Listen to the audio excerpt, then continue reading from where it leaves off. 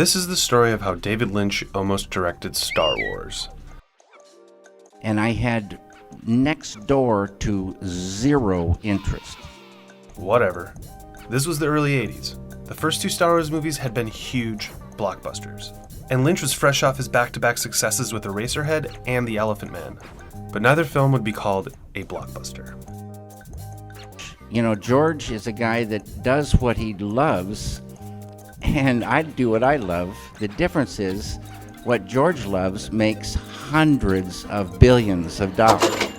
So Lucas calls Lynch to set up a meeting, and what happens next is kind of a black ops, Hollywood style. The kind of double-down security you only get when this much money is involved. I had to go to this building in LA first and get a special credit card, and I had to get special keys, and a letter came and a map.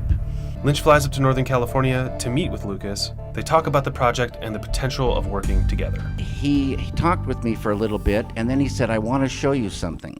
Lucas leads Lynch to a room, flips on the lights, And he showed me these things called Wookiees. We here at Fandor believe Lynch really means Ewoks, since Chewbacca, a Wookiee, had been known and loved for years by the time of this meeting.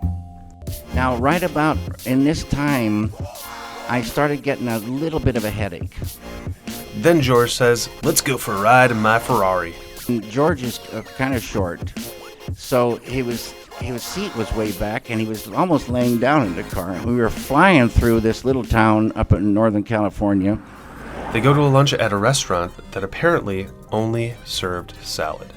Not that I don't like salad, but that's all they had. Needless to say, Lucas did not woo Lynch into working on the project. In fact, Lynch could not wait to leave and go home.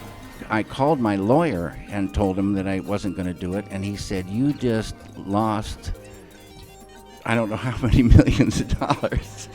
In the end, Lynch turned down Dancing Space Bears for the giant space worms of Dune.